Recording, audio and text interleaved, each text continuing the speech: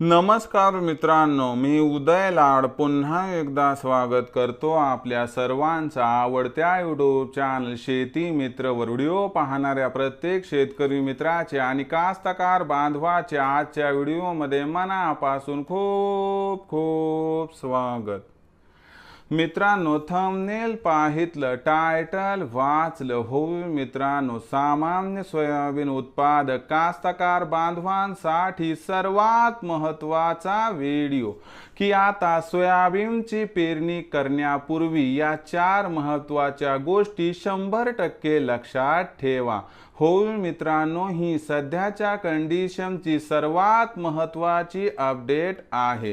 हा सध्याच्या कंडिशनचा सर्वात महत्त्वाचा व्हिडिओ आहे की सोयाबीनची पेरणी करण्यापूर्वी या 4 मुख्य गोष्टी 100% लक्षात ठेवा।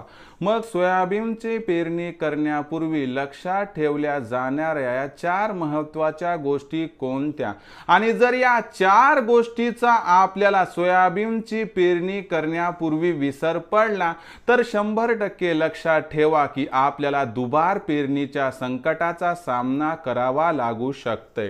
यामुळे जर आपल्याला दुबार पेरणीच्या संकटाचा सामना करायचा नसेल आणि या वर्षी सोयाबीनचं विक्रमी उत्पादन घ्यायचं असेल तर सोयाबीनची पेरणी करण्यापूर्वी या 4 महत्त्वाच्या गोष्टी 100% लक्षात ठेवा।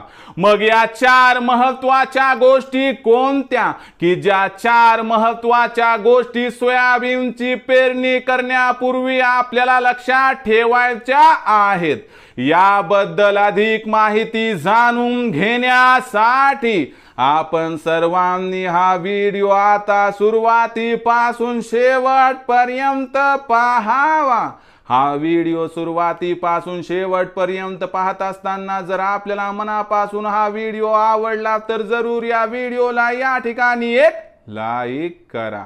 जास्तीत जास्त कास्तकार बांधवांपर्यंत हा व्हिडिओ पाठविण्यासाठी या व्हिडिओला या ठिकाणी जरूर शेअर करा। शेअर करण्यासाठी आपण personal WhatsApp number, WhatsApp group, Telegram group, Facebook, Instagram, Snapchat या सोशल मीडियाच्या साधनांचा वापर करून जरूर या व्हिडिओची लिंक या ठिकाणी शेअर करा। राहिला असेल आपलं सबस्क्राइब करायचं तर प्रत्येक मायबाप शेतकरी मित्राला आणि कास्तकार बांधवाला हात जोडून मनापासून कळकळीची विनंती करतो की मायबाप शेतकरी मित्रांनो आणि कास्तकार बांधवांनो, आपल्या सर्वांना मी आपलं मानलंय। आयुष्याच्या शेवटच्या श्वासापर्यंत आपल्या सर्वांना मी आपलंच मानणार। आपण देखील मला आपलं आणि घरातील सदस्य या ठिकाणी मानत असाल तर जरूर चॅनलला सबस्क्राइब करून घ्या। सबस्क्राइब करण्यासाठी या व्हिडिओच्या डाव्या साईडला खालच्या बाजूस येऊन दिसणाऱ्या लाल रंगाच्या सबस्क्राइबच्या किंवा मराठीतील सदस्य व्हाच्या ऑप्शनला टच करा। त्यानंतर रंग बदलून बाजूला एक घंटी येईल, या घंटीला टच करून ऑल या नोटिफिकेशनला ऑन करा। यामुळे येणारा प्रत्येक व्हिडिओ हा आपणास या ठिकाणी मिळत राहतो। तर बघा मित्रांनो, सामान्य सोयाबीन उत्पादक कास्तकार बांधवांसाठी सर्वात महत्त्वाचा व्हिडिओ की सोयाबीनचं विक्रमी उत्पादन घ्यायचं असेल तर सोयाबीनची पेरणी करण्यापूर्वी या 4 महत्त्वाच्या गोष्टी 100% लक्षात ठेवा। जर या 4 गोष्टी तुम्ही लक्षात ठेवल्या तर या वर्षी दुबार पेरणीचं संकट तुमच्यापर्यंत येणार नाही व एकरी 20 क्विंटल सोयाबीनचं उत्पादन तुम्हाला मिळवण्यापासून कुणीही वंचित करू शकणार नाही। पण या 4 गोष्टीचा विसर जर पडला तर आपलं नुकसान होऊ शकते। म्हणून मायबाप कास्तकार बांधवांनो, शेतकरी मित्रांनो, या 4 महत्त्वाच्या गोष्टी या ठिकाणी जाणून घ्या। या 4 गोष्टी लक्षात ठेवा। या 4 गोष्टीचा विसर पडू देऊ नका, नाहीतर मित्रांनो तुमचं नुकसान होईल आणि जेव्हा तुमचं नुकसान होईल ते नुकसान माझं असेल, तुम्हाला येणारी अडचण म्हणजे माझं अपयश। म्हणून मायबाप कास्तकार बांधवांनो, व्हिडिओ शेवटपर्यंत पहा आणि या 4 महत्त्वाच्या गोष्टी कोणत्या ते या ठिकाणी लक्षात घ्या। तर पहिली गोष्ट मित्रांनो, बघा मित्रांनो, काय झाले, परवा दिवशी कुठं पाऊस पडलाय, कुठं काल पडलाय, कुठं आज पाऊस पडत आहे. मग अशा परिस्थितीमध्ये पहिला पाऊस मोठा पडला म्हणून आपल्याला लोभ वाढतो. आपल्याला वाटते की या पावसामध्ये मी या ठिकाणी पेरणी करून घ्यावी का. आपल्याला वाटते माझा शेजारी माझ्या पुढे जाईल, माझ्या शेजाऱ्याचं त्या ठिकाणी उत्पादन भरघोस होईल. मग अशा भीतीपोटी म्हणून तो करतोय म्हणून आपण करतो आणि निसर्गाला फाटा देतो. मित्रांनो, अशा परिस्थितीमध्ये होतंय काय की पहिला पाऊस पडला तर वरून पडणारा पाऊस आणि त्या ठिकाणी खाली असणारी तापलेली माझी धरित्री माय या ठिकाणी वाफा बाहेर निघतात. आहो, तापलेल्या तव्यावरती 4 थेंब पाण्याचे टाकून तर बघा, तुम्हाला लक्षात येईल की वाफ कधी बनली लक्षात सुद्धा येणार नाही. मग अशा परिस्थितीमध्ये मला सांगा, वरून पडणारा पाऊस, खाली तापलेली भूमाता, तर अशा परिस्थितीमध्ये निघणाऱ्या वाफेमध्ये जर सोयाबीनचं बीज जमिनीच्या आतमध्ये टाकलं तर भाजून निघणार का नाही? 100% भाजून निघणार. आणि म्हणून हे बीज खराब होणार, हे बीज नासणार. आणि हे बीज जर नासलं, नष्ट झालं, खराब झालं तर नुकसान हे आपलं होणार. 30 किलो बीज आपण पेरलं, त्यातून 15 किलो नष्ट झालं तर उरलं काय? धड. मित्रांनो, या ठिकाणी पेरत त्या डबल पेरता पण येईन आणि सोडता पण येईन. आणि सोडलं तर पळते, धरलं तर चावते, अशी गत होईल मित्रांनो. म्हणून तुमचं नुकसान टाळण्यासाठी तुमचा भाऊ, तुमचा मित्र, तुमचा सखा तुम्हाला सांगतोय की कृपया 2 ते 3 पाऊस पडेपर्यंत अजिबात सोयाबीनची पेरणी करायची नाही. दुसरा महत्वाचा मुद्दा, आता सोयाबीनची पेरणी करत असताना कधी पेरणी करावी हा प्रश्न आहे ना, याचं उत्तर सांगतो. जमिनीमध्ये रीतसर ओल झाली, वातावरणात गारवा आला आणि ही ओल जर 75 सेंटीमीटर अथवा त्याही पेक्षा खाली गेली तर कुणाला विचारायची गरज नाही, तुम्ही डायरेक्टली सोयाबीनची पेरणी करू शकतात. पण आपण थोडं थोडं त्या ठिकाणी खोदतो, थोडं बघतो, अर्धा फूट ओल असली की काम संपलं म्हणतो, इथंच फसगत होती. म्हणून सांगतो मित्रांनो की 2.5-3 फुटापर्यंत ओल असली तर ही ओल काय होते, आता उद्या पाऊस पडला नाही 3 फुटाची ओल 2.5 फूट होते. पुन्हा पाऊस नाही 1 दिवस पडला 2.5-2 फूट होते. पण मुख्यतः अर्धाच फूट ओल असेल तर 3 दिवसात ती ओल निघून जाते आणि सोयाबीनचं बीज खराब होऊ शकते. म्हणून कमीत कमी 75 सेंटीमीटर ओल असेपर्यंत जोपर्यंत जात नाही जमिनीच्या तोपर्यंत पेरणी करायची नाही. तिसरा महत्वाचा मुद्दा, सोयाबीनची पेरणी आपण करत आहोत. तर ही सोयाबीनची पेरणी करत असताना पाऊस पडला, पहिला पाऊस पडला, दुसरा पाऊस पडला. तुम्हाला माहिती आहे का की निसर्गाचं काय मत आहे की बाबा पहिला पाऊस पडला, दुसरा पाऊस पडला तर धानापेक्षा तण हे फार लवकर उगवते. या तणाला उगवू द्या. उगवल्यानंतर काय करा मित्रांनो, पावसाळी पाळी घाला. जर तुम्ही पावसाळी 1 अथवा 2 पाळ्या घातल्या तर एक तर हे तण गायब होईल. दुसरी गोष्ट, हे तण हिरवळीचं खत म्हणून आपल्या पिकास उपयुक्त होईल. म्हणजे जिथं तुम्हाला उपद्रव होणार होता तिथं उपयोग होईल का नाही, जे तुमच्या अडचणीचं होतं ते तुमच्या फायद्याचं होणार का नाही. म्हणून मित्रांनो, जर बैल असतील तर पावसाळी पाळी घाला, ट्रॅक्टर असेल तर पावसाळी पाळी घाला. पण पहिला दुसरा पाऊस पडू द्या, पाऊस तणाला वर येऊ द्या आणि त्या ठिकाणी पाळी घाला.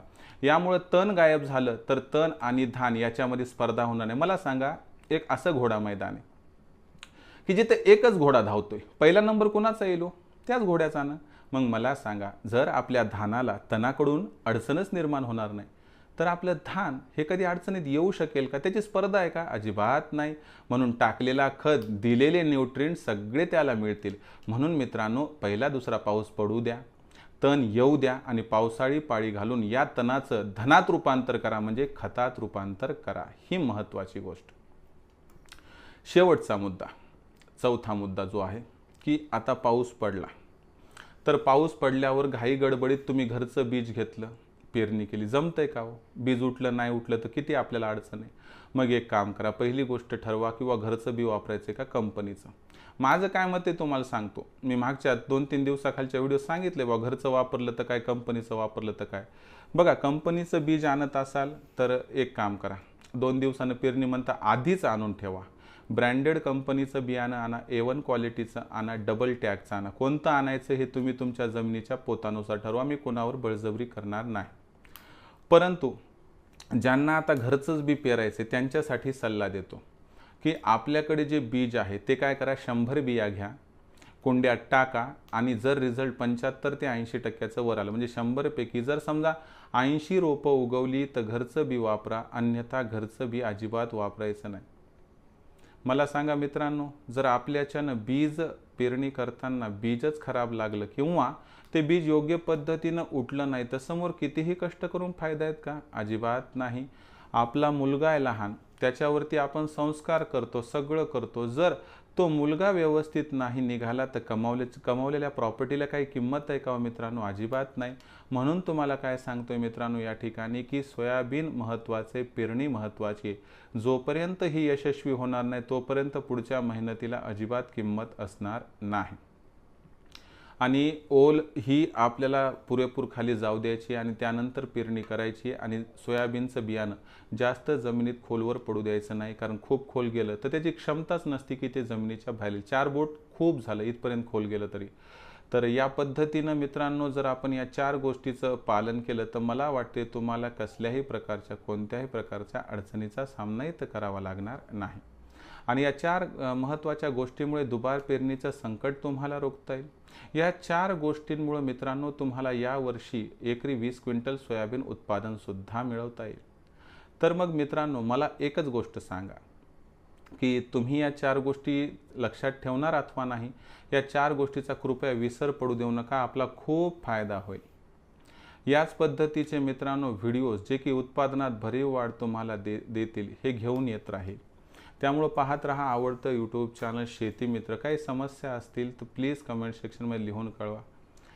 पोटतिडकीतून या ठिकाणी जीवाचं रान करून तुम्हाला प्रत्येक गोष्टीचं सोल्युशन देण्याचा प्रामाणिक प्रयत्न करत राहील. व्हिडिओ आवडला असणार त्यामुळे लाईक करा. जास्तीत जास्त कास्तकार बांधवांपर्यंत हा व्हिडिओ पाठविण्यासाठी नक्की शेअर करा. शेअर करण्यासाठी आपण personal WhatsApp number, WhatsApp group, Telegram group, Facebook, Instagram, Snapchat या सोशल मीडियाच्या साधनांचा वापर करून जरूर लिंक शेअर करत चला. राहिला असेल आपलं सबस्क्राईब करायचं तर प्रत्येक मायबाप शेतकरी मित्राला आणि कास्तकार बांधवाला मी हात जोडून मनापासून कळकळीची विनंती करतो. मायबाप शेतकरी मित्रांनो आणि कास्तकार बांधवांनो, आपल्या सर्वांना तर मी आपलं मानले. आयुष्याच्या शेवटच्या श्वासापर्यंत आपल्या सर्वांना मी आपलंच मानणार. आपण देखील मला आपलं आणि घरातील सदस्य या ठिकाणी मानत असाल तर जरूर सबस्क्राईब करा. सबस्क्राईब करण्यासाठी या व्हिडिओच्या डाव्या साईडला खालच्या बाजूस येऊन दिसणाऱ्या लाल रंगाच्या सबस्क्राईबच्या किंवा मराठीतील सदस्य व्हायच्या ऑप्शनला टच करा. त्यानंतर रंग बदलून बाजूला एक घंटी येईल, या घंटीला टच करून ऑल या नोटिफिकेशनला ऑन करा. यामुळे येणारा प्रत्येक व्हिडिओ हा आपणास या ठिकाणी मिळत राहतो. तर मित्रांनो, अशाच एका नवीन व्हिडिओसह मी आपला मित्र उदय लाड आपल्या सर्वांच्या आवडत्या यूट्यूब चॅनल शेती मित्रवर मिळत राहील. तोपर्यंत माझ्या प्रत्येक शेतकरी मित्राचे आणि कास्तकार बांधवाचे आजच्या व्हिडिओमध्ये पुन्हा एकदा मनापासून खूप खूप आभार.